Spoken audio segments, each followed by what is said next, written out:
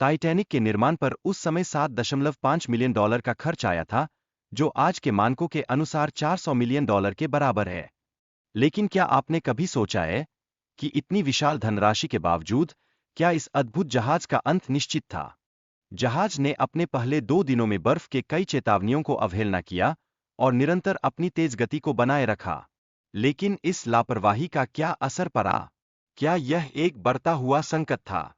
रात के 11:40 पर टाइटैनिक एक विशाल बर्फ के पहाड़ से टकरा गया, जिसमें जहाज में भयंकर छिद्र बन गए।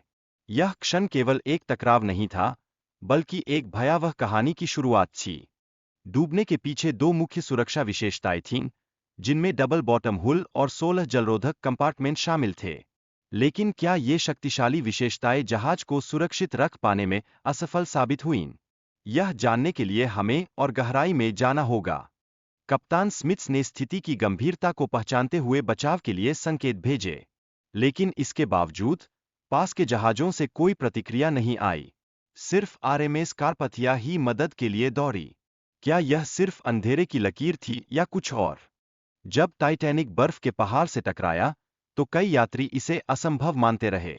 Notizen: पहले जीवनरक्षक नौका में केवल 28 लोग ही चढ़े, जबकि इसकी क्षमता 65 थी। क्या यह निर्णय किसी बड़ी त्रासदी का संकेत था?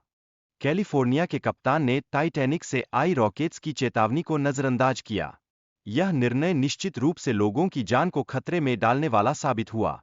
ऐसे में, क्या यह लापरवाही केवल एक गलती थी या एक गंभीर चूक का परिचायक थी? टाइटैनिक के निर्माणकर्ता ने जहाज के लिए पर्याप्त लाइफ बोट्स की व्यवस्था नहीं की, जो भविष्य में ऐसी घटनाओं से बचाने के लिए आवश्यक थे। लेकिन क्यों?